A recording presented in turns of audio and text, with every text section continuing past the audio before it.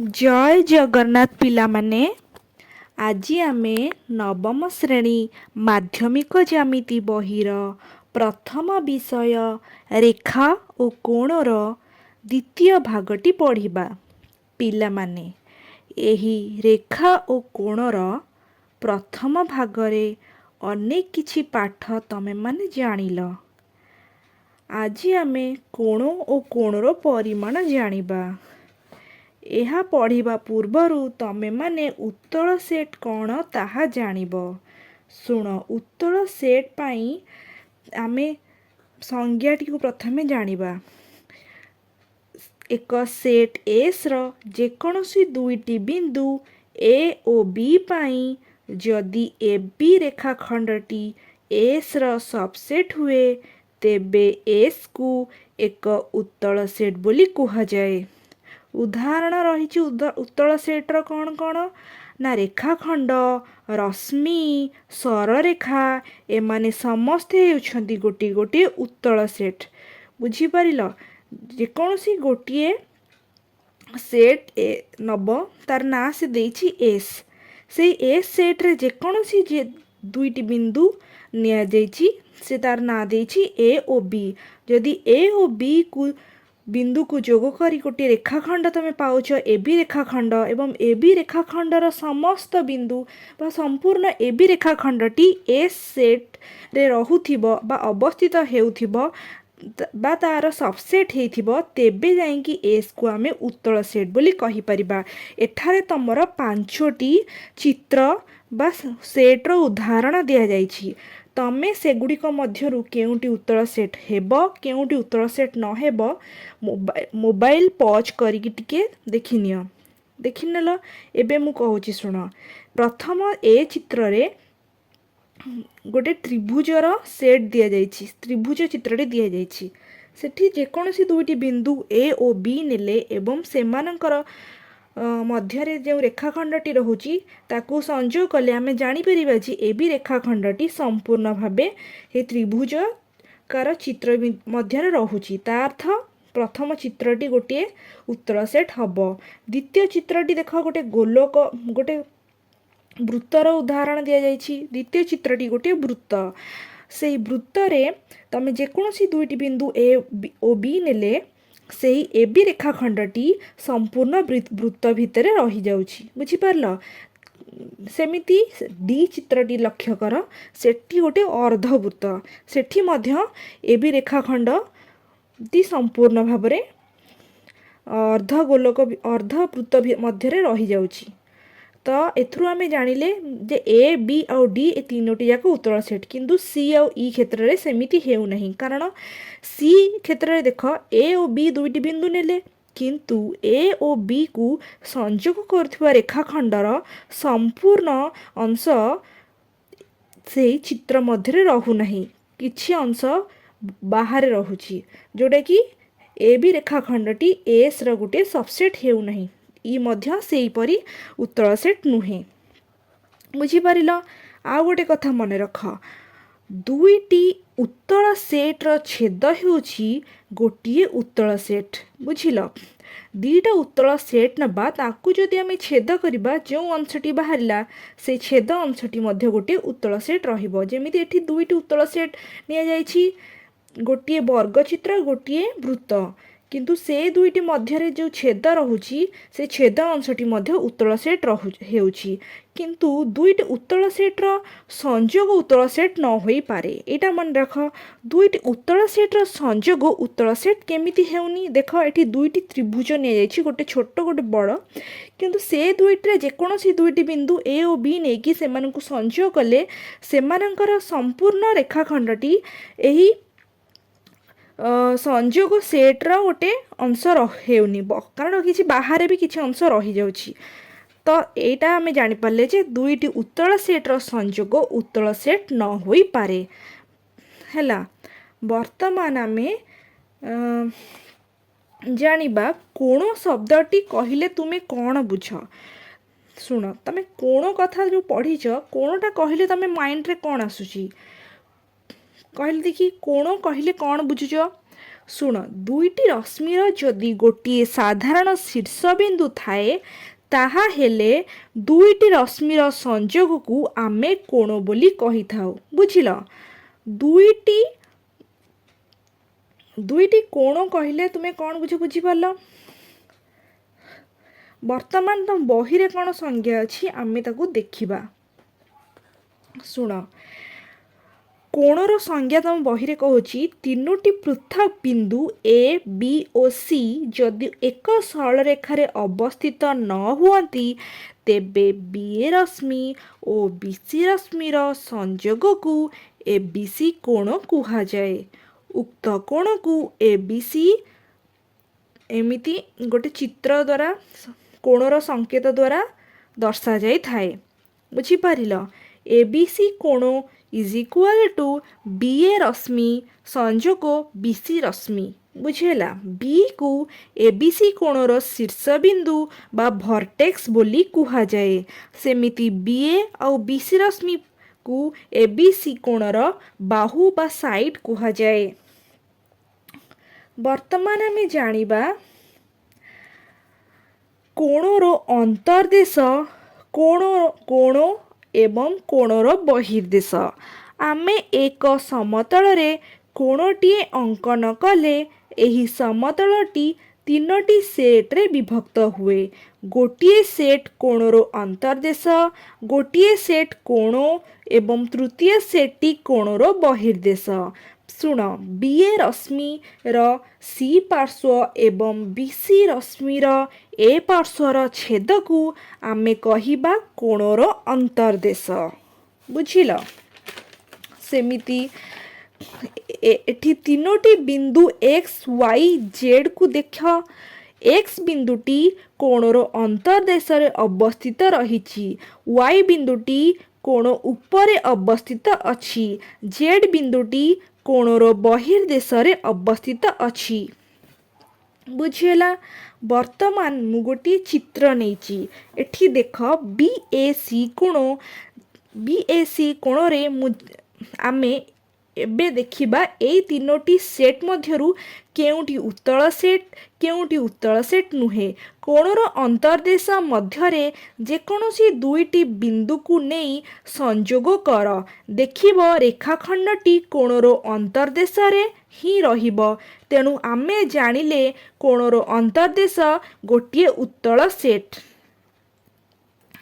ବର୍ତ୍ତମାନ ଏ B C କୋଣ ଉପରିସ୍ଥ ଦୁଇଟି ବିନ୍ଦୁ ନେବା।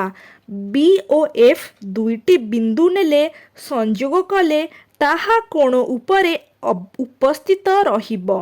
କିନ୍ତୁ ଏଫ୍ ଓ ଜି ଦୁଇଟି ବିନ୍ଦୁ ସଂଯୋଗ କଲେ ଏଫ୍ ଜି ରେଖାଖଣ୍ଡଟି କୋଣ ଉପରେ ରହୁନାହିଁ। ଦେଖ ସମସ୍ତେ, କେବଳ ଏଫ୍ ଓ ଜି ବିନ୍ଦୁ ଦୁଇଟି ବ୍ୟତୀତ ଅନ୍ୟ ସମସ୍ତ ମଧ୍ୟବର୍ତ୍ତୀ ବିନ୍ଦୁ କୋଣର ଅନ୍ତର୍ଦେଶରେ ରହୁଛି। ତେଣୁ କୋଣ ଏକ ଉତ୍ତଳ ସେଟ୍ ହୋଇପାରିବ ନାହିଁ। ଦେଖିପାରିଲ ଚିତ୍ରରେ ସମସ୍ତେ? ଜାଣିପାରୁଛ ତ? ଶୁଣ, କୋଣର ବହିର୍ଦେଶରେ ଦୁଇଟି ବିନ୍ଦୁ ଏଚ୍ ଓ ଆଇକୁ ସଂଯୋଗ କଲେ ରେଖାଖଣ୍ଡ ଏଚ୍ ଆଇ ସମ୍ପୂର୍ଣ୍ଣ ରୂପେ କୋଣର ବହିର୍ଦେଶରେ ରହୁଛି କି ନା? କୁହ, ରହୁଛି କି ନାହିଁ? ନା, ରହୁନି। କାରଣ କ'ଣ? କାରଣ ଏଚ୍ ଆଇ ରେଖାଖଣ୍ଡର କିଛି ବିନ୍ଦୁ କୋଣର ଅନ୍ତର୍ଦେଶରେ, ଦୁଇଟି ବିନ୍ଦୁ କୋଣ ଉପରେ, ବାକିତକ କୋଣର ବହିର୍ଦେଶରେ ରହୁଛି। ସମ୍ପୂର୍ଣ୍ଣ ରେଖାଖଣ୍ଡଟି କୋଣର ବହିର୍ଦେଶରେ ରହୁନାହିଁ।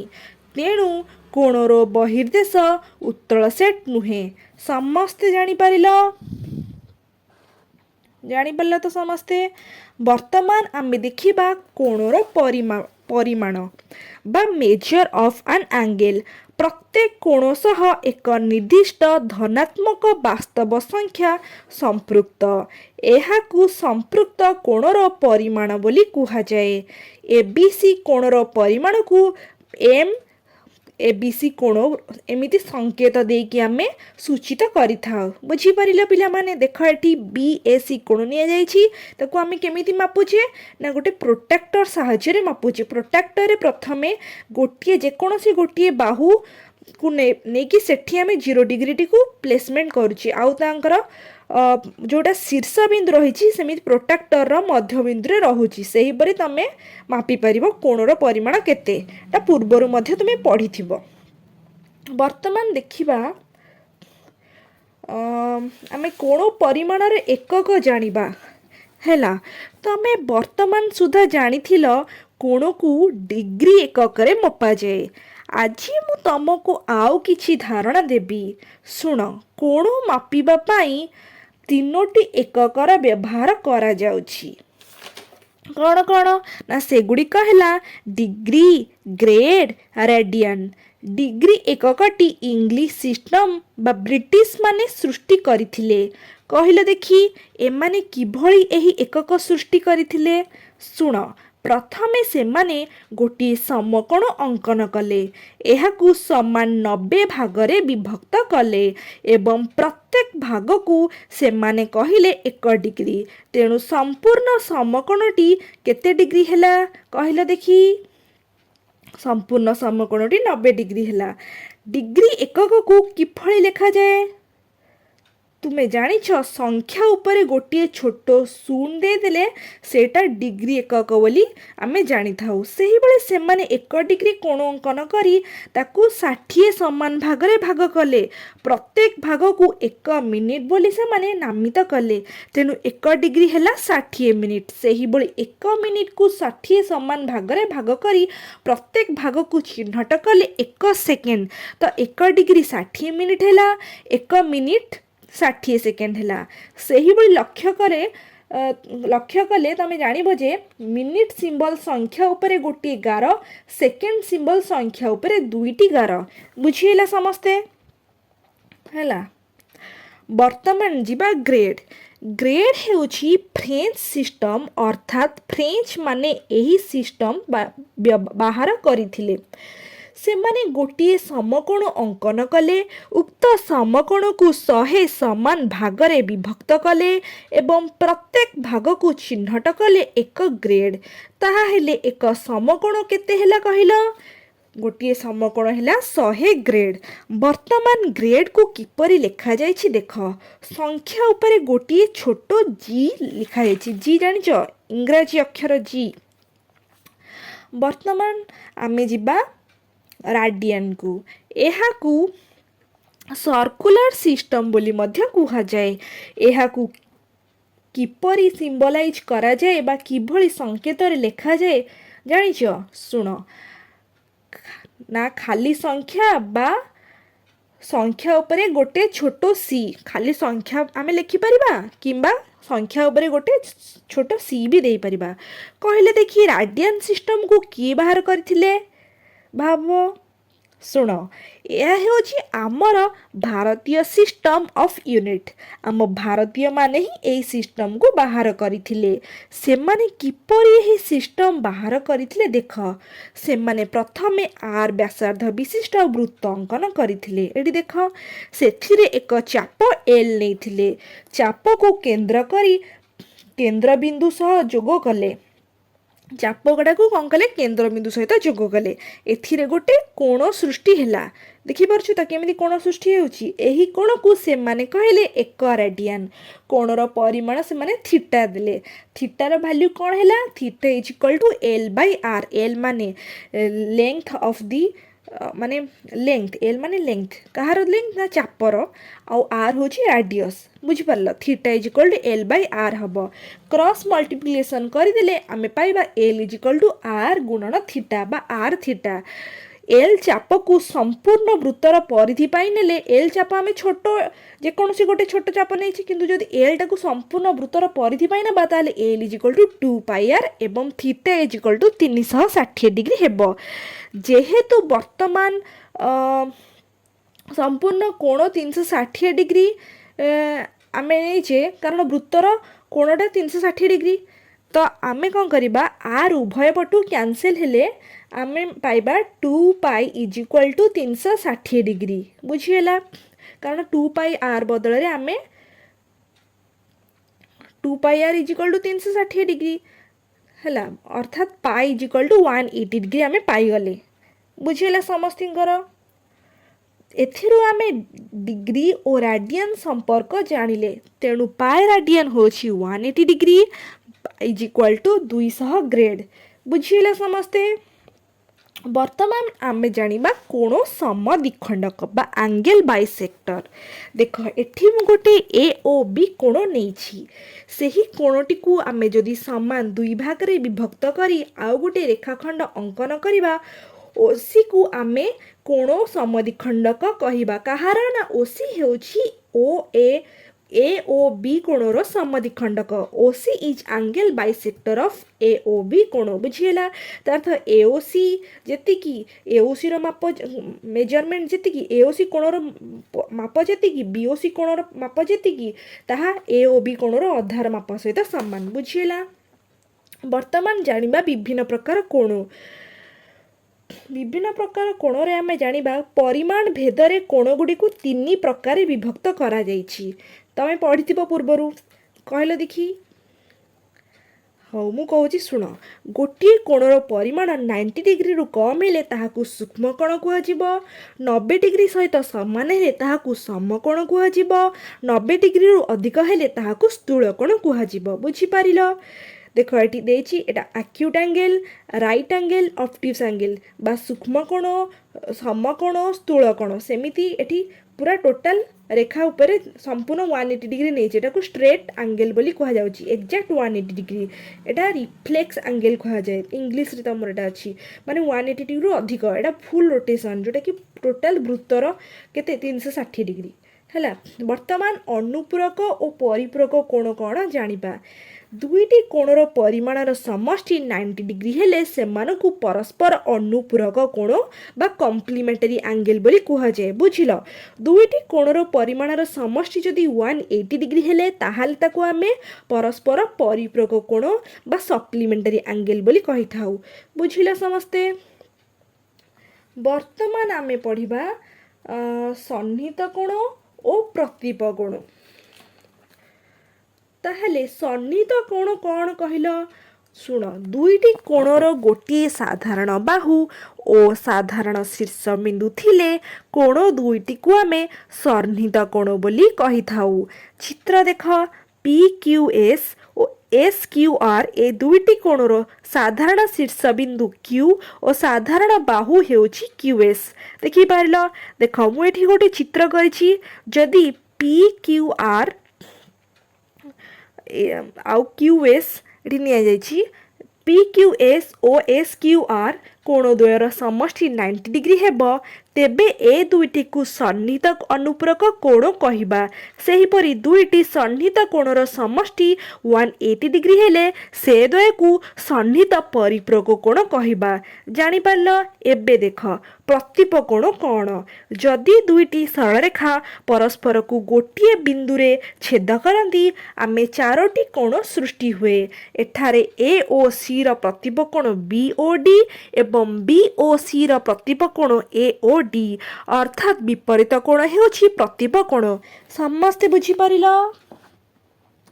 वर्तमान आमे जानिबा परस्पर लंब बा म्यूचुअली परपेंडिकुलर रेखा और रश्मि दुईटी परस्पर अणछेदी रेखा द्वारा सृष्टि हेउथिबा चारि कोण मध्यरु कौनसी गोटिए कोण समकोण हेले रेखाद्वय परस्पर लंब हुअंती देखि पारिलो। एठी दुईटी परस्पर छेदी रेखाखंड आमे कौन नेछे ए बी आउ सी डी और सेमानक मध्यरु जेकोसी गोटिए कोण जदि 90 डिग्री हे गला तार विपरीत कोण भी 90 डिग्री हेबो एवं तार अनुपूरक कोण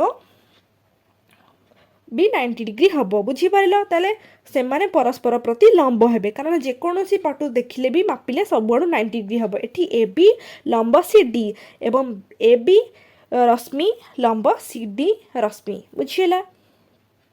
तेन देनिबा समद्विखंडक लंब समद्विखंडक लंब कौन बा परपेंडिकुलर बाइसेक्टर कौन ना गोटे रेखाखंडर मध्यबिंदु दे अंकित एवं प्रति लंब यह प्रति लंब हेउथिबा सरलरेखा को रेखाखंडर समद्विखंडक लंब बा परपेंडिकुलर बाइसेक्टर कुहा जाए। शुण रेखाखंड को केवल से 90 डिग्री करू नथिबो रेखाखंड को मध्य समान दी भाग रे भाग करूथि तेबे जाइंकी ताकू परपेंडिकुलर बाइसेक्टर बा समद्विखंडक लंब कुहाजिबो। ता अर्थ यह ए बी रेखाखंड को संपूर्ण दुई भाग भाग करुच्ची एठी कौन एल रेखाखंडटी ए बी रेखाखंडर समद्विखंडक लंब बुझीला समस्ते।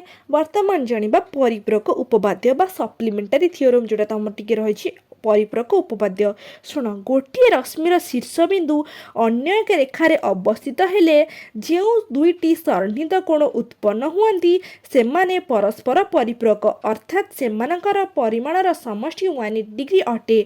गोटे रश्मिर शीर्षबिंदु अन्य एक रेखार अवस्थित हेले देख एठी ए बी गोटे रेखाखंड एठी सी डी गोटे रश्मि सी शीर्षबिंदु कौन सी डी शीर्षबिंदु हूँ सी एटा सीटा ए बी रेखाखंड रूपे बा ए बी सरल रेखा रूपे अवस्थित अच्छी एठी दीटा कोण उत्पन्न है गोटे हूँ ए सी डी कोण आ गोटे हूँ डी सी बी कोण एगुड़ाक परस्पर समष्टि से केते 180 डिग्री से माने परस्पर परिपूरक। वर्तमान देख विपरीत क्रमे दुईटी सन्निहित कोण परस्पर परिपूरक हेले से माने बहिस्थ बाहु द्वय परस्पर विपरीत रश्मि अटंती। तो जानीपार दीटा सन्निहित कोण जो परिपूरक होइजिबे तांकर विपरीत बहिस्थ बाहु जोटा रहिबो से माने परस्पर गुड़िक विपरीत रश्मि हेबे। एठी देख जदि ए सी डी आउ सी डी सी बी दुईटी कोण नबा से बहिस्थ बाहु गुड़ाक किए ना सी ए आउ सी बी देख सी आउ सी बी परस्पर को विपरीत अच्छा कि नहीं तो सी आउ सी बी परस्पर विपरीत रश्मि हो गले बुझीपार कि नाला। देख एबे आमे पढ़िबा उपपाद्य 2 2 रे कौन कही ना दुईटी सरल रेखा परस्पर को छेद कले उत्पन्न हेउथिबा विपरीत कोणमानकर परिमाण समान। शुण प्रथमे आम उपपाद्य लिखा पूर्वर आम सामान्य कथन कौन लिखा जोटी कि आमर क्वेश्चन देथिबो एटी क्वेश्चन कौन लिखिदेव सामान्य कथन रे ना दुईटी सरल रेखा परस्पर को छेद कले उत्पन्न हेउथिबा प्रतिप कोण मानकर परिमाण समान बुझीपार। देख प्रतिप कोण माने कौन तुम बुझुछ कहल प्रतिप कोण माने विपरीत कोण जोटा सामना सामनी होगी रोचंती तुम ए पढ़ी जाओ मुझे तुम पढ़ेदेली। बर्तमान आम चित्र करवा एठी देख ए बी आउ सी डी दीटी सरल रेखा आम नेले से माने परस्पर को ओ बिंदु रे छेद कले चित्रटी करदेले। देख ए बी ओ सी दत्त कौन अच्छे बोली आम लिखा पड़ो चित्र कले आग सामान्य कथन लिखिले चित्र कले दत्त कौन अच्छे लिखा पड़ो। शुण दत्त अच्छे आमर ए बी सरल रेखा और सी डी सरल रेखा परस्पर को ओ बिंदु रे छेद करती समस्ते लिखिल माने लिखिब है। एबे देख तुम खाली प्रामाण्य आमर कौन करार अच्छी आमको प्रमाण करने को हम जे जमी विपरीत कोण माने परस्पर सामान हे। एठी देख ए ओ सी आउ डी ओ बी परस्पर विपरीत कोण हेबे कि नहीं हेबे ए ओ डी आउ सी ओ बी परस्पर विपरीत कोण हेबे कि नहीं हेबे। ताहले हमको प्रमाण करिवार अछि जे measure of A O D is equal to measure of B O C आउ कोन प्रमाण करिवार अछि ना measure of A O C is equal to measure of B O D. एठी तमर केवल measure of A O C is equal to measure of B O D जोटा डबल आई सेटा प्रमाण कर देछि तमे अन्यटी भी सेमती प्रमाण हो बोली लिख देख केमती कौन है ना प्रमाण प्रथम आम करवा। देख तुम गोटे पट साइड केवल नेब देख ओ ए शीर्ष बिंदु ओ सी डी उपरे अवस्थित बर्तमान ओ बी रश्मि कथा आम भूली जा देख ओ बी कथा आम भूली जा तो आम जानले ओ ए शीर्ष बिंदु ओ उपरे अवस्थित सॉरी ओ ए शीर्ष बिंदु ओ सी डी उपरे अवस्थित तेणुक एंगल ऑफ एओसी रो मेजर जेतिकी आउ एओडी रो मेजर मिसिकी measure of AOC plus measure of AOD is equal to 180 degree हम कि नहीं measure of AOC plus measure of AOD 180 degree है कहीं ना परिपूरक उपपद्य अनुसार परिपूरक उपपद्य अनुसार कौन हो गोटे सरल रेखा उपरे गोटे रश्मि रदि शीर्ष बिंदु रे रहुची ताहले जो दुईटी कोण उत्पन्न हेबे से माने 180 डिग्री परस्पर मिसिकी हेबे बुझीगला। सेमिति ओसी रश्मि शीर्ष बिंदु ओ बिंदु पर रोचे तमें ओडी बर्तमान भूली जाओ ओसी बिंदु रश्मि शीर्ष बिंदु ओटा ए बी उपरे अवस्थित रोचे ए बी सरल रेखा उपरे तेणुक एओसी रो मेजरमेंट प्लस बीओसी रो मेजरमेंट 180 डिग्री हम कि नहीं हाँ हम कहीं हम ना परिपूरक उपपद्य अनुसार हम सब पचार कहीं ज्यामिति आमको कहीं सब जाना हेब तो ये आम लिखिदेव परिपूरक उपपद्य अनुसार ये दुईटी समष्टि 180 डिग्री है तो इक्वेशन 1 गोटे नहीं गोटे इक्वेशन 2 नहीं 1 और 2 आम कौन पाइले ना देख जदि 2 और 5 मिसिक 7 हो 3 और 4 मिसिक 7 हो 2 + 5 इजिकल टू 3 + 4 हम कि नहीं ठीक सेमती एठी निया मेजर ऑफ एठी एओसी प्लस एओडी जेतिकी measure of AOC plus measure of BOC सेतिकी तो दीटाक जेहेतु 180 डिग्री से दीटा को आम नहींचे तो आम कौन देखिपे ये एओसी एपटे अच्छी एओसी बाँ पटे अच्छी डाण पटे भी अच्छी तो एओसी एओसी कटिगला ताहले आम कौन पाइले ना measure of AOD is equal to measure of BOC बुझीगला measure of AOC is equal to measure of BOC समस्ते पाइगल डबल आईटा आमर प्रमाण होगा प्रमाणित होगा बर्तमान वन आईटा भी आम कौन सेमती करवा ना आम लिखिदेवा जे से ही प्रमाण करा जाई परिबो जे measure of AOC is equal to measure of आम से ही प्रमाण करा जाई परिबो जे measure of AOC is equal to measure of BOD समस्ते जानि पारलो बुझी पारलो समस्ते तो तापर आम लिखिदेवा प्रमाणित समस्ते करि परिबो तो ताल ठीक अछि आजिर क्लास टी तमर सरला परवर्ती क्लास रे आम अनुशीलनी 1 भी करबा बुझीला ओके धन्यवाद।